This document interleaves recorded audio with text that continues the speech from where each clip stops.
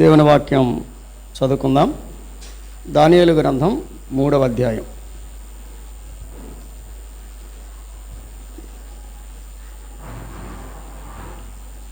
మొదటి 2-3 వచనాలు చదువుకుందాం. దానియేలు గ్రంథం 3వ అధ్యాయం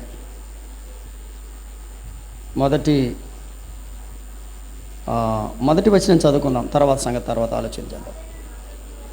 రాజగు నెబుకద్నెజరు బంగారు ప్రతిమ ఒకటి చేయించి బబులోను దేశములోని దోరాయను మైదానములో దానిని నిలువబెట్టించెను. అది 60 మూరల ఎత్తును 6 మూరల వెడల్పునై ఉండెను. 4వ వచనం. ఇట్లుండగా ఒక దూత చాటించినది ఏమనగా, జనులారా, దేశస్థులారా, ఆయా భాషలు మాట్లాడువారులారా, మీకు ఆజ్ఞ ఇచ్చుచున్నాను.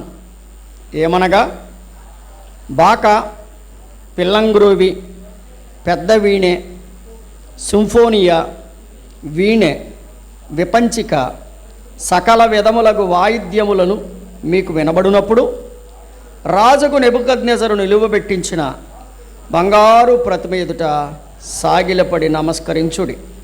సాగిలపడి నమస్కరింపని వాడెవడో వాడు మండుచున్న అగ్నిగుండములో తక్షణమే వేయబడును. ప్రార్థన.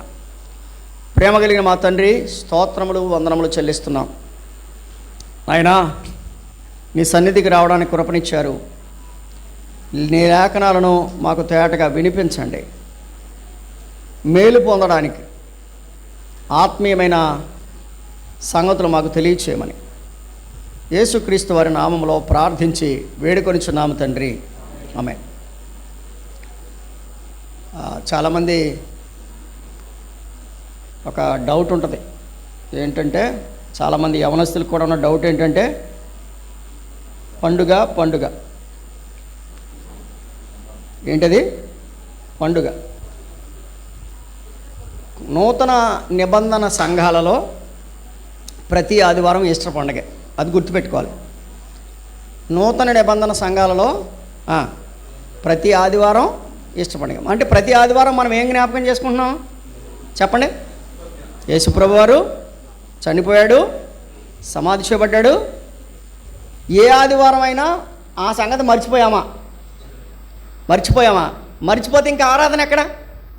కాబట్టి నూతన నిబంధన సత్య ప్రకారంగా గుర్తుపెట్టుకోండి, మనము ప్రతి వారం కూడా యేసుప్రభు మరణాన్ని, యేసుప్రభు సమాధిని, యేసుప్రభు పునరుద్ధానాన్ని మనము రొట్టె విరుచు కూడికలో ఏం చేస్తాము? జ్ఞాపకం చేసుకుంటాం. కాబట్టి ప్రత్యేకమైన పండగల అవసరము లేదు. మరి ఎందుకండి అంటారు. ఎందుకంటే మరి కొన్ని అంటే అది వారు చేస్తున్నది మనము వారిని తప్పు పట్టాల్సిన అవసరం లేదు. కానీ సత్యం తెలుసుకుంటే మాత్రం ప్రతి వారం కూడా మనం ఏం చేయాలి? ప్రభువుని చెప్పండి. సంవత్సరానికి ఒకసారి కాదు, అర్థమవుతుందా? సంవత్సరానికి ఒకసారి కాదు, నెలకు ఒకసారి, అంతకంటే కాదు. ఏం చేయాలి? ప్రతి ప్రభువు దినమున ఆరాధన చేయాలి.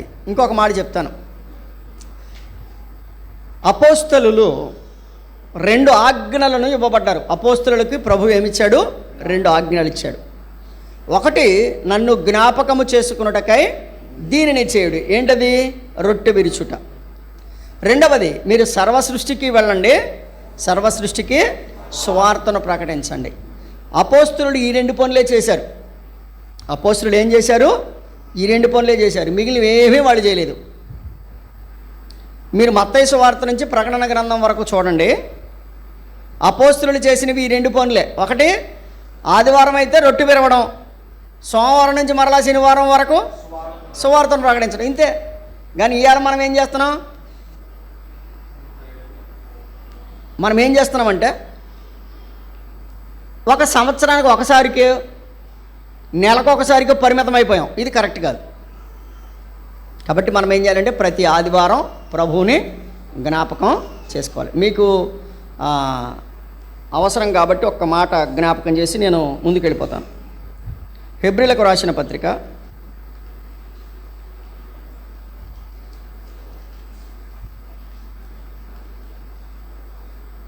7వ అధ్యాయం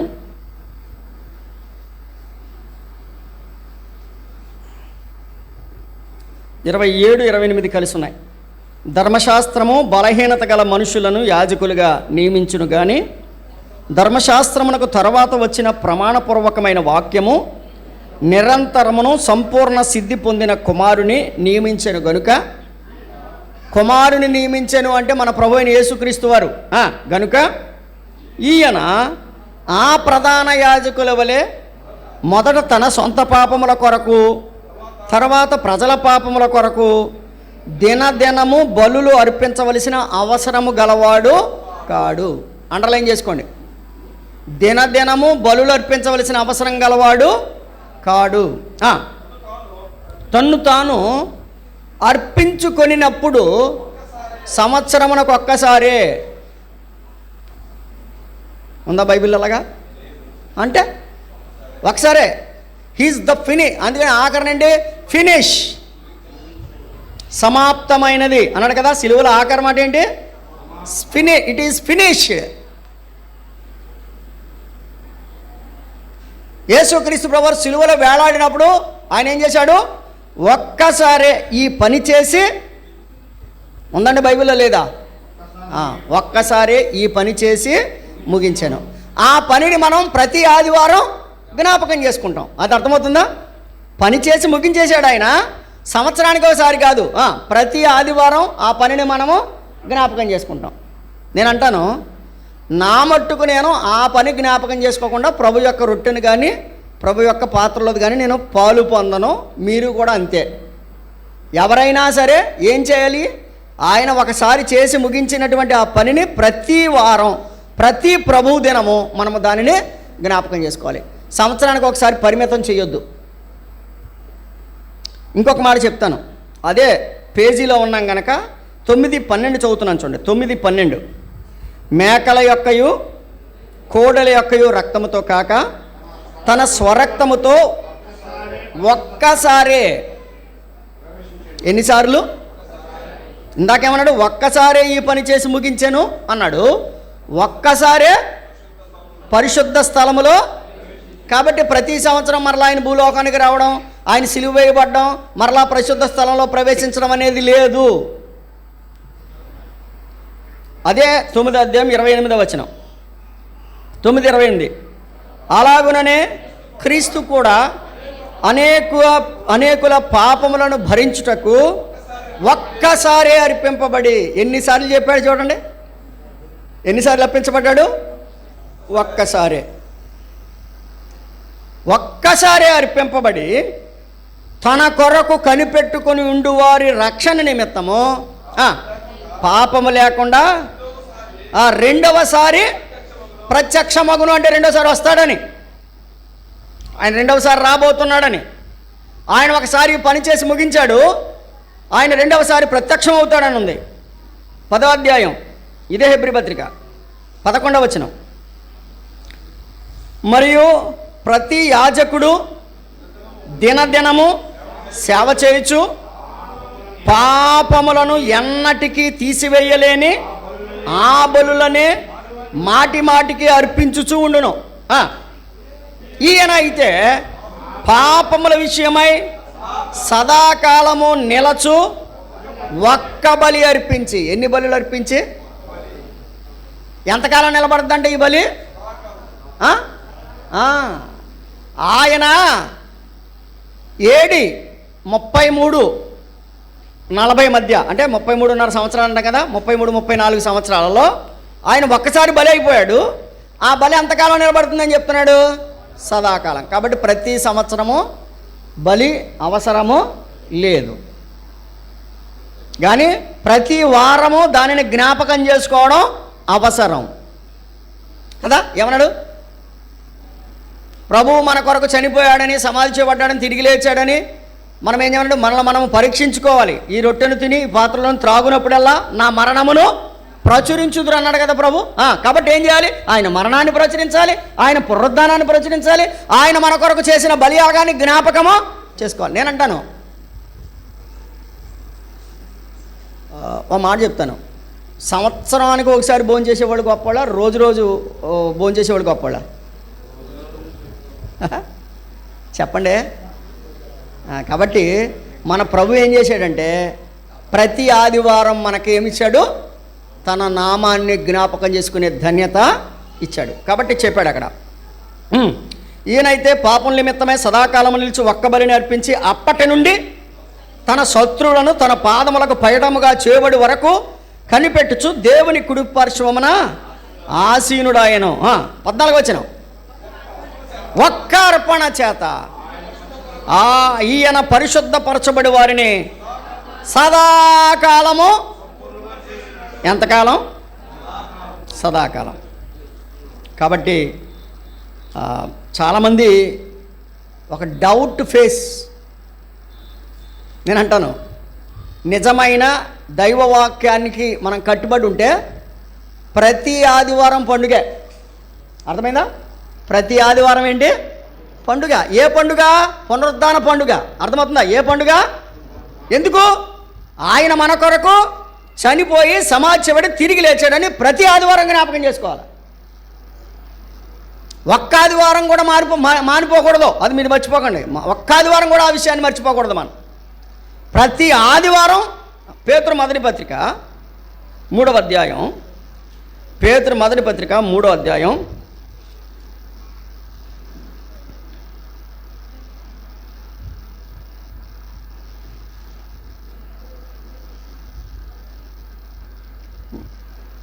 18వ వచనం, ఏలయనగా మనలను దేవుని యొద్దకు తెచ్చుటకు అనీతిమంతుల కొరకు నీతిమంతుడైన క్రీస్తు శరీర విషయంలో చంపబడి ఆత్మ విషయంలో బ్రతికింపబడి పాపముల విషయంలో ఒక్కసారే శ్రమపడాను. పాపముల విషయంలో ఒక్కసారే శ్రమపడాను. కాబట్టి ఇందును బట్టి నూతన నిబంధన సంఘ విధానాల మీద మనం ఏం చేస్తామంటే ప్రతి ఆదివారము ఈస్టర్ చేసుకుంటాం. సంవత్సరానికి ఒకసారి చేస్తామా? ప్రతి ఆదివారం చేస్తామా? చెప్పండి. ప్రతి ఆదివారం చేస్తాం. చెయ్యాలి కూడాను.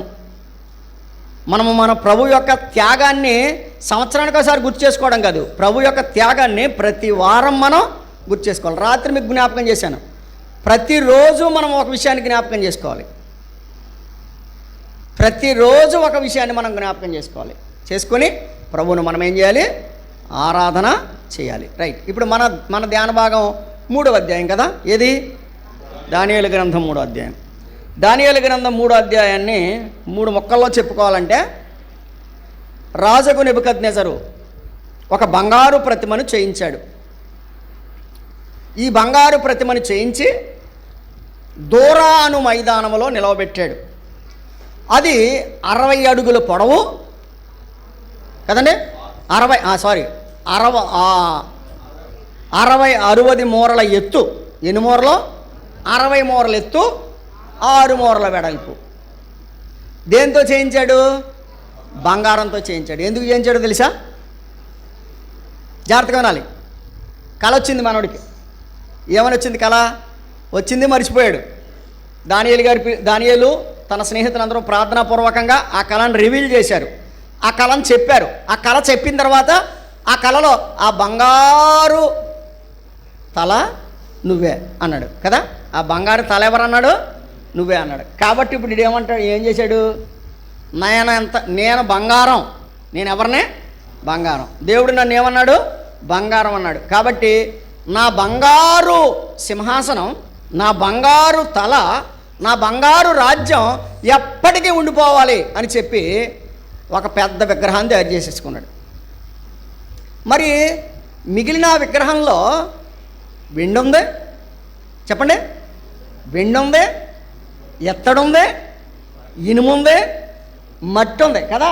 వీటన్నిటిని ఏం చేశాడు? మూటగట్టి పక్కన ఆడేశాడు. దేనోడు దాన్ని పెంచుకున్నాడు. దీన్ని ఏమంటారంటే సెల్ఫ్ బోస్టింగ్ అంటారు. ఏమంటారు దీన్ని? సెల్ఫ్ బోస్టింగ్ అంటే ఏంటి? కుర్రోళ్ళు నేర్చుకోవాలి ఇది, ముఖ్యంగా కుర్రోళ్ళకి తెలియాలి. సెల్ఫ్ బోస్టింగ్ అంటే ఏంటి?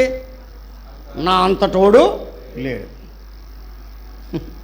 అరే బాబు, ఎప్పటికీ కూడా ఇది పనికిరాదు మనకి. నా అంతటోడు లేడు.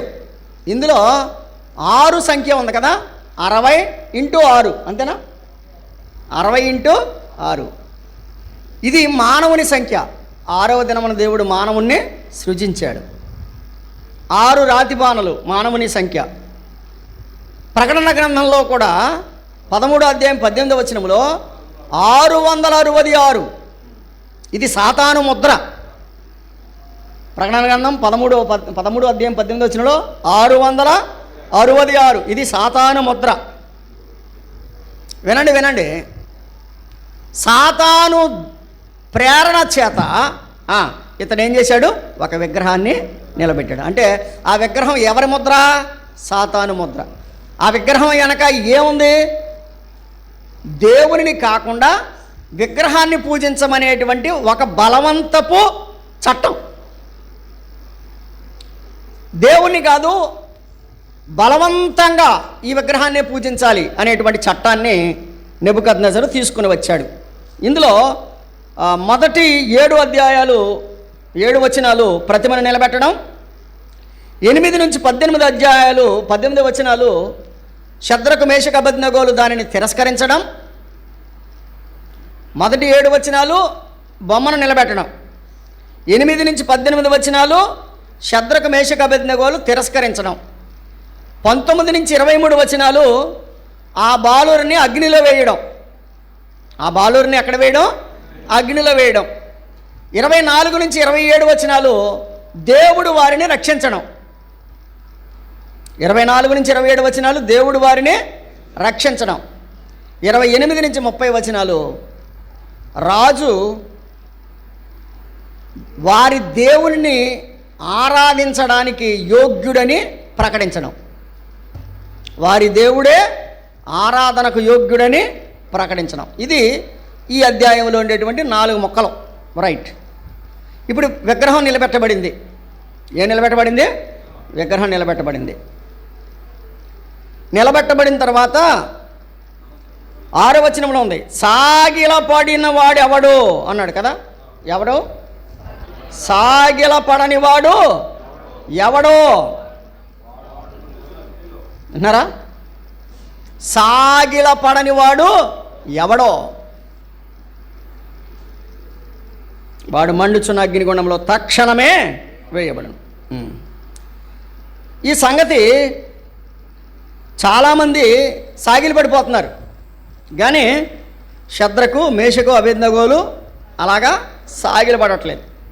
అయితే జరిగింది ఏంటంటే 8వ వచనానికి రండి.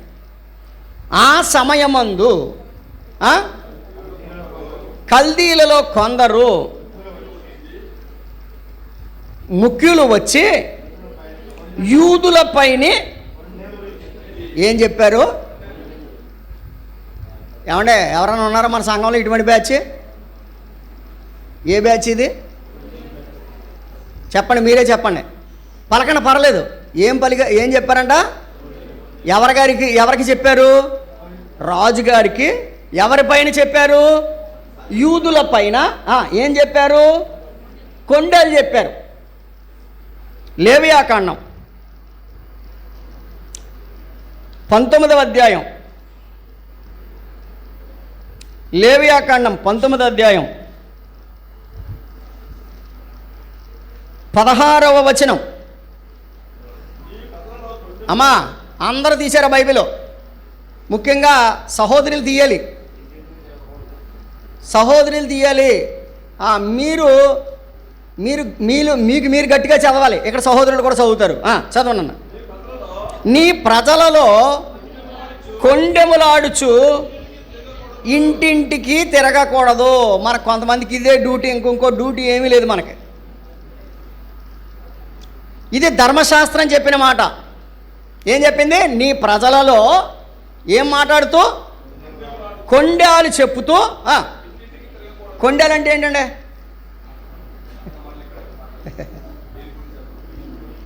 ఇంటింటికి తిరగకూడదు అనేది ఒకటైతే తిరిగిన చోటల్లా ఏం చెప్తున్నారు వీళ్ళు? కొండాలు. ఆడి మీద ఈడికి, ఈడి మీద ఆడికి, అంతే కదా. ఇప్పుడు కల్దీలలో ముఖ్యులు రాజుగారి దగ్గరికి వచ్చి యూదుల మీద ఏం చెప్పారు? కొండేలు చెప్పారు. అమ్మ ఒక్క మాట చెప్పనా, కొండేలు చెప్పే బ్యాచ్ని దేవుడు 4 తీసేస్తాడంట, బైబిల్లో ఉంది. సామెతల గ్రంథానికి రండి, 10వ అధ్యాయం 18వ వచనం. సామెతల గ్రంథం 10వ అధ్యాయం. అంతరంగమున పగ ఉంచుకొనివాడు అబద్ధికుడు, కొండెములు ప్రచురము చేయువాడు. అది కొండలు చెప్పేవాడు ఎవడో? నువ్వు ఆల్రెడీ నా మీద ఇంకొకరి మీద నాకు చెప్తున్నావంటే నువ్వెవరో? కొండలు చెప్పేవాడవి. రెండోది బుద్ధిహీనుడివి. బుద్ధిహీనులు చేస్తారు ఈ పని. బుద్ధి గలవారు ఎప్పుడు కూడా ఇటువంటి పని చేయరు. ఇదే సామెతల గ్రంథంలో 11వ అధ్యాయము 13వ వచనం. 11, 13. కొండెగాడై తిరుగులాడువాడు. అది కొండాలంటే ఏంటి? పరుల గుట్టు బయట పెట్టడమే. నీకు తెలుసా?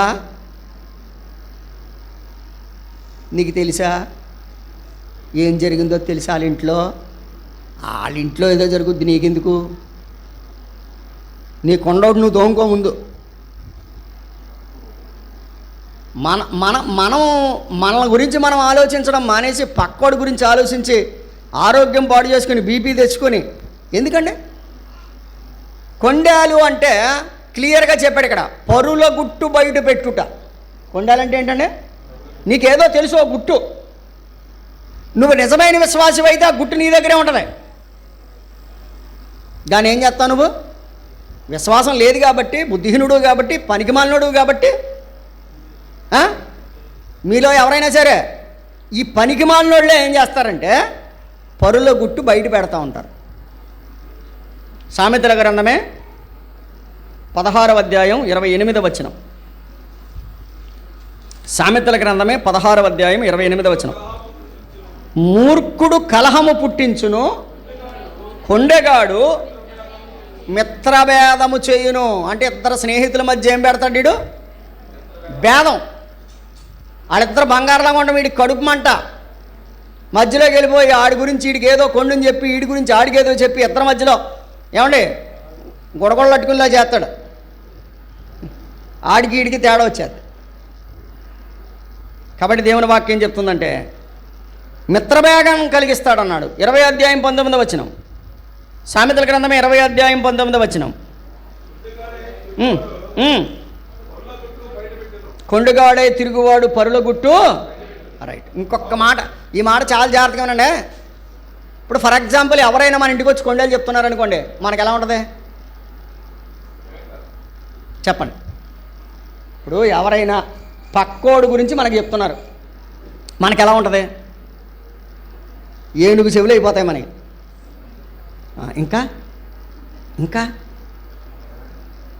26వ అధ్యాయానికి రండి. సామెతల గ్రంథం 26వ అధ్యాయం 20వ వచనం చూడండి.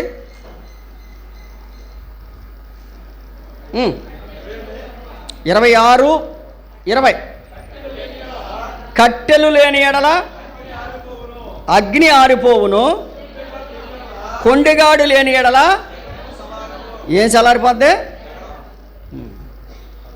ఇంతకీ పని ఏంటి? జగడాలు, కొండేలు, ఆడికి ఈడికి గొడవలు పెట్టడం. ఇప్పుడు ఇంకో మాట నేను మర్చిపోయాను, ఇప్పుడు గుర్తొచ్చింది. చెప్పిన మాట ఎలా ఉంటుంది? కొండలు చెప్పేవాడు మాట తీపిగా ఉంటుంది కదా మనకి. 18వ అధ్యాయం దీన్ని సామెతల గ్రంథమే 18వ అధ్యాయం 8వ వచనం చూడండి. 18:8. కొండెగాని మాటలు అబ్బబ్బా చాలా రుచిగా ఉంటాయంట. ఏమా? కొండెగాని మాటలు రుచిగల భోజ్యములు. అంటే మీకు తెలుసో తెలీదో ఓ డిన్నర్ లాగా ఉంటుంది అనుకుంటా, ఓ డెలీషియస్ డిన్నర్ లాగా ఉంటుందంట. అన్ని ఐటెంలు ఉంటాయి దాంట్లో. అంటే ఏంటి? కావలసిన మసాలా కూడా దట్టిస్తాడు వాడు. జరిగింది ఒకటి, ఏమండి? జరిగింది ఒకటి, కొంచెం మసాలా వేసి దట్టించి వచ్చేటప్పటికి బా ఫుడ్ ఏం స్పైసీగా ఉందరా, కడుపులోకి వెళ్ళిన తర్వాత తేడా వచ్చేది, జాగ్రత్త. దేవుని వాక్యం చెప్తుంది, కొండెగాని మాటలు రుచిగల భోజ్యములు అవి లో కడుపులోనికి. అంటే నువ్వు చెప్పే మాట లో కడుపులోకి దిగిపోవడం అంటే దాని అర్థం ఏంటో తెలుసా? వాడు మనసులోకి దిగిపోద్ది. ఎప్పటికీ కూడా నువ్వు చెప్పిన మాటే జ్ఞాపకం ఉంటుంది తప్ప ఆడు ఎంత మంచోడో వీడు మర్చిపోతాడు. లో కడుపులోకి దిగిపోద్దంట. అంటే మనం అంతగా దించేస్తామన్నమాట. ఎవరినైనా చెడగొట్టాలనుకున్నప్పుడు ఇంకా దీన్ని మించింది ఏమీ లేదు. కొండాలు రైట్. ఇప్పుడు ఇంతకీ ఇర్మియా గ్రంథానికి రండి. 9వ అధ్యాయం.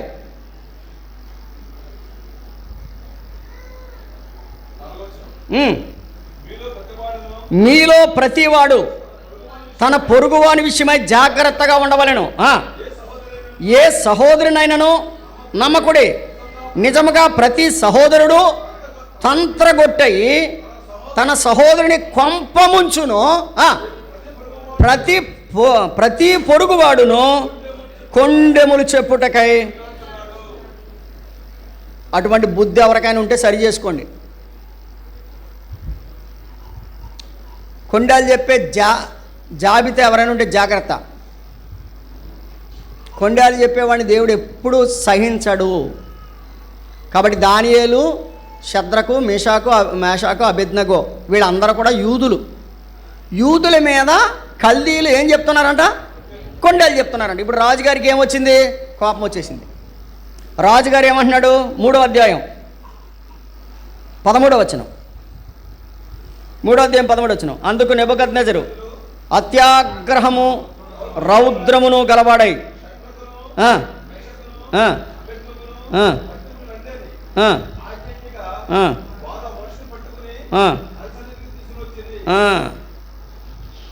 అప్పుడు ఇక్కడ ఏమంటాడంటే శద్రకు, మేషాకు 14వ వచనం ఆఖరి లైన్ చూడండి. ఇది నిజమా, అది నిజమా అన్నాడా? 14వ వచనం ఆఖరి లైన్లో ఏమన్నాడు?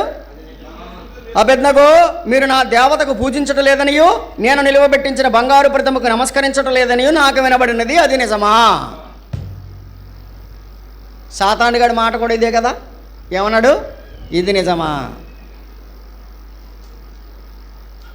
ఇది నిజమా అంటే ఆ రోజున అవ్వమ్మ చెప్పాలి, నిజమే అని చెప్పాలి. చెప్తే దెబ్బకు బోదుడాడు.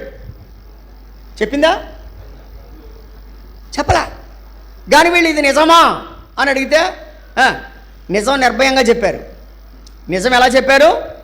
నిర్భయంగా నిజం చాలా ఖండితమైన జవాబిచ్చారు. ఏమని జవాబిచ్చారంటే నిజమే. 16వ వచనం. శద్రకు, మేషకు, అబేద్నెగో రాజుతో ఇలాగూ చెప్పిరి, నెబుకద్నెజరు ఇందును గురించి నీకు ప్రత్యుత్తరం ఇవ్వనన్న చింత మాకు. మేము సేవించుచున్న దేవుడు మండుచున్న వేడిమి గల ఈ అగ్నిగుండముల నుండి మమ్మల్ని తప్పించి రక్షించుటకై సమర్థుడు, మరియు నీ వశమున పడకుండా ఆయన మమ్మను రక్షించును. ఒకవేళ ఆయన రక్షింపకపోయినను రాజా, నీ దేవతలను మేము పూజించమనియో, నీవు నిలవబెట్టించిన బంగారు ప్రతిమకు నమస్కరించమనియో తెలుసుకో. నువ్వు నిలబెట్టిన దాన్ని పూజించని తెలుసుకో. మేము సేవిస్తున్న మా దేవుడు మమ్మల్ని రక్షిస్తాడు. ఒకవేళ రక్షించకపోయినా మేము పూజించని తెలుసుకో. దేవుని వాక్యంలో ఏమనుందంటే, మన ప్రభువట మనకి కొన్ని బాధలు మన మీదకి వచ్చినా ఆయన ఆ బాధలోంచి ఏం చేస్తాడట? తప్పిస్తాడు. యోబు గ్రంథం 5వ అధ్యాయం. యోబు గ్రంథము 5వ అధ్యాయం 19వ వచనం. యోబు గ్రంథం 5వ అధ్యాయం. 6 బాధల నుండి ఆయన నిన్ను విడిపించును, 7 బాధలు కలిగినను నీకు ఏ కీడు తగులదు.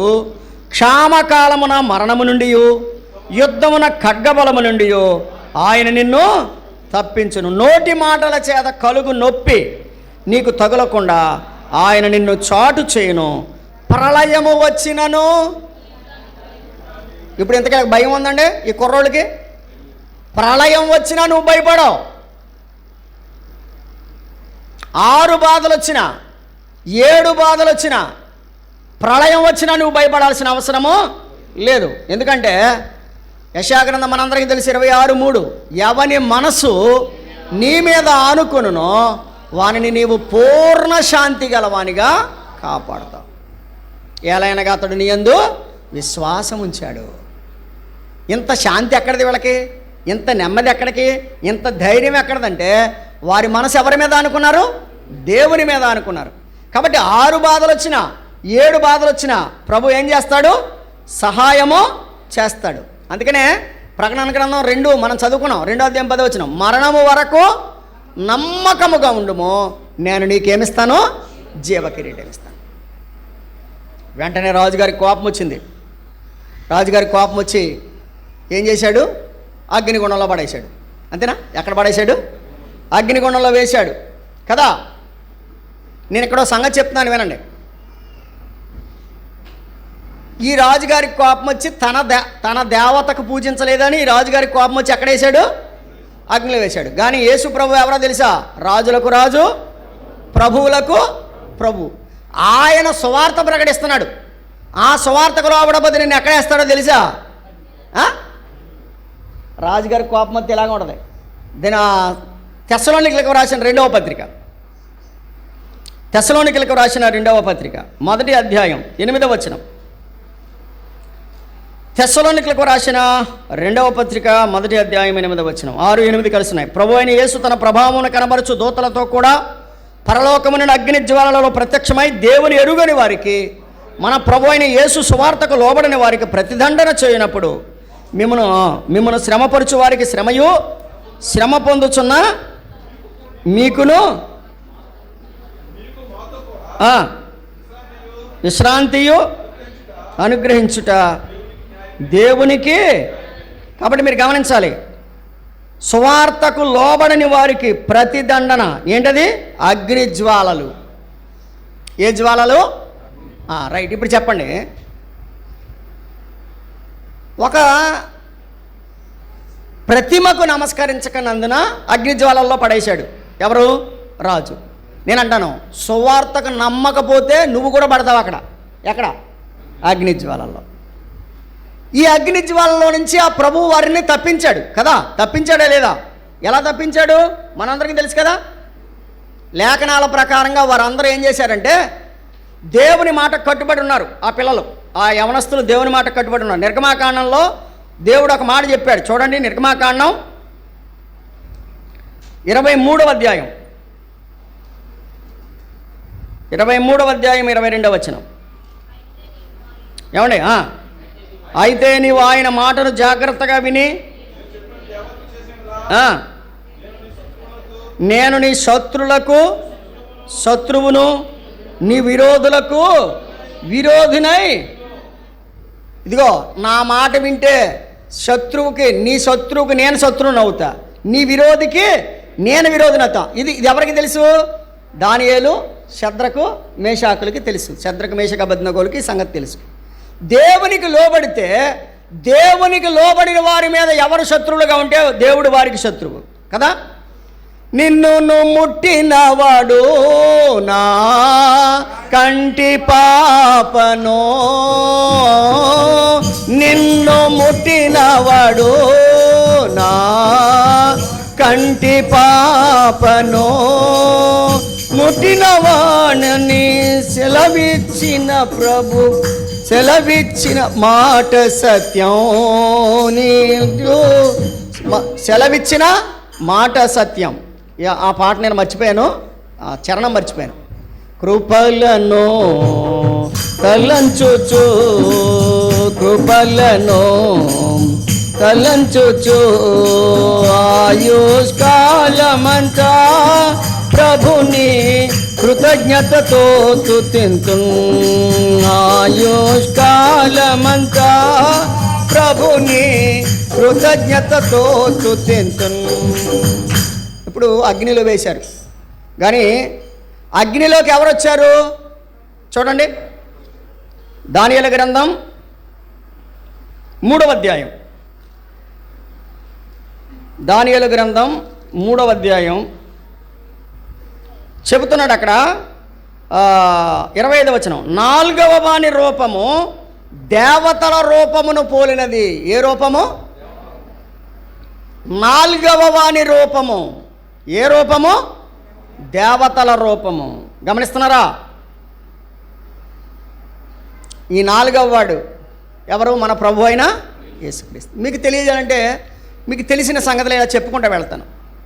హాగరు తన పిల్లాడు చచ్చిపోతున్నాడు, ఇక నీళ్లు లేవు అన్న సందర్భంలో వాడిని, ఆ పిల్లవాడిని అక్కడ పడేసి వింటి వేత దూరంగా వెళ్ళిపోయి, ఈ పిల్లవాని చావు నేను చూడలేను అన్నాడు. అప్పుడు యెహోవా దూత ఆమెకేమి చూపించింది? నీటి బొగ్గను చూపించింది. అంటే చచ్చేవాడిని బ్రతికించడానికి వస్తాడు ఎవరో.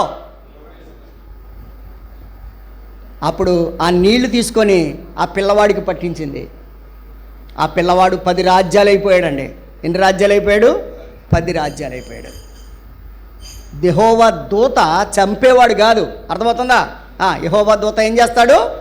బ్రతికిస్తాడు. హాగరు అందుకనే చూచుచున్న దేవుడు అని పేరు పెట్టింది కదా. ఆయన ఎవరు? వచ్చింది దూతే. ఏం చూపించాడు? నీటి ఊటను చూపించాడు. ఆ నీటి ఊట ద్వారా ఆ బిడ్డ బ్రతికింపబడ్డాడు. నేనంటాను, ఇప్పుడు వచ్చింది దూతే. ఈ దూత ఏం చేశాడు? అగ్నిలో నుండి బయటికి తీసుకొచ్చాడు. అందుకనే బైబిల్లో ఏమని రాబడింది తెలుసండి? యేసుక్రీస్తు ప్రభు సహాయం వల్ల దేవుని ప్రజలు అగ్ని బలాన్ని చల్లార్చారంట. ఏం చల్లార్చారు? చూడండి, ప్రకటన హెబ్రీ పత్రిక 11వ అధ్యాయం 34వ వచనం. చాలు. అగ్ని బలమును, అది ఇప్పుడు ఎంతకే శద్రకు మేషకు అబేద్నెగోలు అంటే అగ్నికే భయం వేసిందంట. అగ్ని బలాన్ని ఏం చేశారు వీళ్ళు? చల్లార్చారు. అమ్మాయి వినాలి. దేవుడు ఇశ్రాయేలీయుల్ని ఐగుప్తు అనే ఇనప కొలిమిలోంచి బయటికి తీసుకొచ్చాడు. ఎక్కడి నుంచి? ఐగుప్తు అనే ఇనప కొలిమిలో నుంచి వారిని బయటికి తీసుకొని వచ్చాడు. ద్వితీయోపదేశకాండం 4వ అధ్యాయం 20వ వచనంలో మాట వ్రాయబడింది. చూడండి, ద్వితీయోపదేశకాండం 4వ అధ్యాయం 20వ వచనం. ద్వితీయోపదేశకాండం 4వ అధ్యాయం 20వ వచనం. యెహోవా మిమ్మును చేపట్టి మీరు తనకు స్వకీయ జనముగా ఉండుటకై ఐగుప్తులో నుండి ఆ ఇనుప కొలుములో నుండి మిమ్మును రప్పించాను. ఈ మాట ఆయన మరొక 2 సార్లు రాశాడు. ఈ మాట ఇనుప కొలిమి అని. చెప్పండి, ఇశ్రాయేలీయుల్ని ఎక్కడి నుంచి బయటికి తీసుకొచ్చాడు? ఇనుప కొలిమిలో నుంచి. శద్రకు మేషకు అబేద్నెగోలను ఎక్కడి నుంచి బయటికి తీసుకొచ్చాడు? అగ్నిలో నుండి. ఈ అగ్నిలో నుండి బయటికి తీసుకురావడానికి ప్రభు ఎక్కడికి వచ్చాడు? అగ్నిలోకి వచ్చాడు. అవునా? నేనంటాను, మనమందరము పాపులము, మనమందరము మరణానికి పాత్రులము. కనుక మన ప్రభువు మన మరణ పాత్రులమైన మనల్ని విడిపించడానికి ఆయన కూడా మరణించాడు. అది అగ్నిలోకి వచ్చాడంటే ఆయన కూడా ఏం చేశాడు? మరణించాడు. ఆయన మరణించి సమాధి చేయబడి ఆయన 3వ దినమున తిరిగి లేచాడు. కాబట్టి ఆయన అగ్నిలో నుంచి 91వ కీర్తన ఉంది. అతడు నన్ను ప్రేమించుచున్నాడు గనుక నేను అతనిని తప్పిస్తాను. 91వ కీర్తన 14వ చరణం. అతడు నన్ను ప్రేమించుచున్నాడు గనుక నేను అతని తప్పించదను.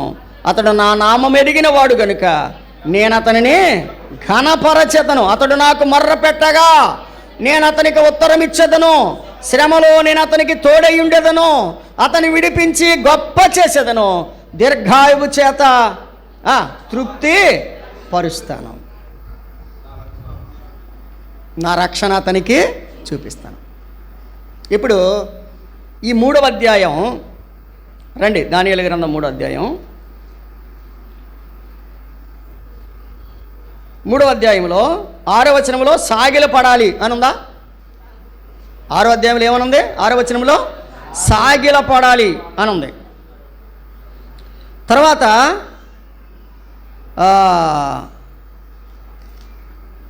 18వ వచనంలో రాజా నీ దేవతలను మేము పూజింపము అని ఉంది.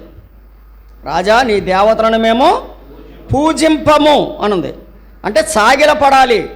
14వ వచనం శద్రకు మేషకు అబేద్నగో మీరు నా దేవతను పూజించుట లేదని. ఏం లేదు? నా దేవతను ఏం చేయట్లేదు మీరు? మరలా నేను ముగిస్తున్నాను. ఈ మాట జాగ్రత్తగా వినాలి. ఈ అధ్యాయం ముగిస్తున్నా. శద్రకు మేషకు అబేద్నగోలకి ఎవరు పూజార్హుడో తెలుసు. శద్రకు మేషకు అబేద్నగోలకి ఎవరు పూజార్హుడో తెలుసు. అన్యజనులైన వారికి వారు ఏది పడితే అదే పూజ అనుకున్నారు. కానీ చివరికి రాజు ఏం జ్ఞాపకం చేసుకున్నాడో తెలుసా? 25వ వచనం లేక 28వ వచనం 3:28 నెబుకద్నెజరు శద్రకు మేషకు అబేద్నగో అను వీరి దేవుడు. ఈ అధ్యాయం చివరికి మనకి ఏం నేర్పింది చెప్పండి? ఈ అధ్యాయం మనకి ఏమి నేర్పింది? మనకు బాధలు వస్తాయి, నిలబడదాము. 6 బాధల నుంచి ఆయన మనల్ని తప్పిస్తాడు. 7 బాధలు వచ్చిన ఆయన మనల్ని తప్పిస్తాడు. ఒకవేళ మనం అగ్నిలో పడినా మన ప్రభు అగ్నిలో మనతో ఉంటాడు. దేవుని దూత మనకెప్పుడు సహాయంగా ఉంటాడు కదా. కొండల తట్టు నా కన్నులెత్తుచున్నాను, నాకు సహాయము ఎక్కడి నుంచి? యెహోవా వలనైన నాకు సహాయం కలుగు. 23వ అధ్యాయము ఏం చెప్తుంది? కీర్తనకారుడు గాఢాంధకారపు లోయలలో నేను సంచరించినను ఏ అపాయమునకును భయపడను, నీ దుడ్డు కరయు నీ దండము నన్ను. కాబట్టి వారు అంత క్లిష్టమైన పరిస్థితుల్లో కూడా ప్రభు సహాయం మీద ఆధారపడ్డారు. ప్రభు వారికి సహాయము చేశాడు. అయితే వారు అగ్నిలో పడినా అగ్నిలో నుంచి ప్రభు ఏం చేశాడు? విడిపించాడు. ఇశ్రాయేలీయులను అగ్నిలో నుంచి వినుప కొలుములో నుంచి వారిని విడిపించాడు. జరిగింది ఏంటంటే, ఈ యవనస్తులకు ఒకటి తెలుసు, మేము ఎవరిని పూజించాలో మాకు తెలుసు, మేము ఎవరిని ఘనపరచాలో మాకు తెలుసు. రాజుగారికి ఆ సంగతి తెలిసింది. ఏమని తెలిసింది రాజుగారికి అంటే 111వ కీర్తన 9వ చరణం. 111వ కీర్తన 9వ చరణం 111:9 ఆయన తన ప్రజలకు విమోచనము కలుగు చేయువాడు, తన నిబంధన ఆయన నిత్యముగా ఉండ నిర్ణయించువాడు, ఆయన నామము పరిశుద్ధమైనది. ఇప్పుడు రాజుగారికి ఏం తెలిసింది? శద్రకు మేషకు అబేద్నగో అను వీరి దేవుడు పూజార్హుడు. అంటే నేను పెట్టిన ప్రతిమ చెప్పండి పూజార్హమైనది కాదు. అక్కడతో తేలిపోయింది. 60 మూరలు ఎత్తు, 6 మూరల వెడల్పు తేలిపోయింది. అక్కడ అర్థమైంది రాజుగారికి, నేను నిలవబెట్టిన ప్రతిమ పూజార్హమైనది కాదు, వీరి దేవుడు పూజార్హుడు. ఏం చేశాడు? తన దూతను పంపి వారికి సహాయము చేశాడు. కాబట్టి మనం ఎవరిని పూజిస్తున్నాం? ఆయన నామము చెప్పండి పరిశుద్ధమైనది, పూజింపదగినది కదండి. ఆయన నామము పరిశుద్ధమైనది, పూజింపదగినది. కాబట్టి ఒకవేళ మనం దేవుని గురించి మనం శ్రమలు అనుభవించినప్పుడు భయపడకండి, బాధపడకండి. రోమాపత్రిక 8వ అధ్యాయం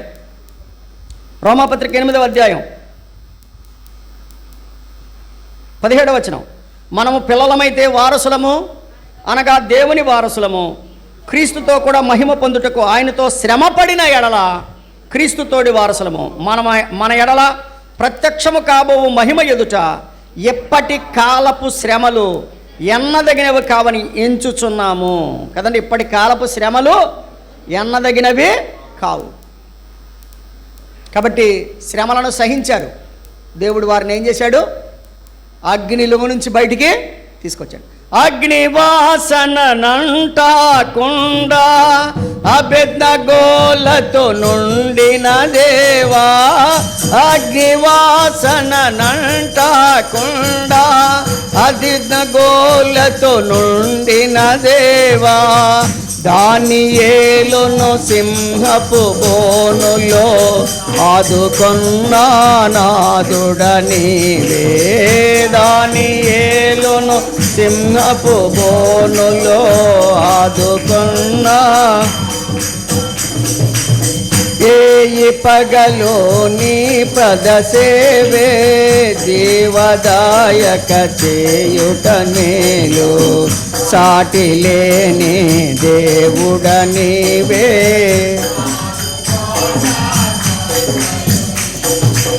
ఇప్పుడు వినండి, అగ్నిలో నుంచి తప్పించాడు కదా, ఆయన ఎవరు? పూజార్హుడు. అర్థమైందా? ఎవరండి ఈయన? పూజార్హుడు. దానియేలు సింహపు బోనులో వేసినప్పుడు ఏమని చెప్పారు ఆయన గురించి, దేవుని గురించి? 6వ అధ్యాయం 27వ వచనంలో ఆయన విడిపించువాడును రక్షించువాడు కదండి. ఆయన ఎవరు? విడిపించువాడు రక్షించువాడును, పరమందును భూమి మీదను సూచక క్రియలు ఆశ్చర్య కార్యములు చేయువాడు. ఆయనే సింహముల నోట నుండి ఈ దానియేలును రక్షించెను అని వ్రాయబడింది. ఇప్పుడు చెప్పండి, ఆయన ఎవరు? ఆయన పూజనీయుడు. ఒకటండి, అర్థమైంది? ఆయన ఎవరు? పూజనీయుడు. 2, ఆయనే రక్షించువాడు, ఆయనే విడిపించువాడు, ఆయనే సూచక క్రియలు ఆశ్చర్య కార్యములు చేయవాడు. అటువంటి ఆశ్చర్య క్రియలు సూచక క్రియలు ఆ విడిపించే దేవుడు, ఆ రక్షించే దేవుడు మన జీవితాల్లో కూడా జరిగించాలని ఆశపడుతున్నాడు. మనం చేయాల్సిందల్లా ఏంటంటే, పూజనీయుడైన యేసు ప్రభువుకి మనం ఏం చేయాలి? ప్రతిదినము మన పూజ, ప్రతిదినము మన ఆరాధన ఆయనకి మనము అర్పించాలి. ఆ రీతిగా మనము ప్రభుని ఆరాధిద్దాం. ప్రభువు మనల్ని 6 బాధల్లో నుంచైనా 7 బాధల నుంచైనా విడిపిస్తాడు. దేవుడు సదాకాలం మనతో ఉంటాడు. ప్రభువు మనకు తోడుగా ఉంటాడు. సమస్యలలో ఇబ్బందులలో మన తోడుగా ఉండి మనల్ని విడిపిస్తాడు. దేవుడి మాటలు మన కొరకు దీవించునుగాక. ప్రేమగల తండ్రి, వందనాలు. అందరిలో అన్ని విధాలుగా నీ వాక్యం ఫలింప చేయమని, కృపనిమ్మని, తోడుగా ఉండమని మా ప్రభు రక్షకుడైన యేసుక్రీస్తు వారి ద్వారా స్తుతించి ప్రార్థించి వేడుచున్నాము తండ్రి. ఆమేన్. అందరికీ వందనాలు.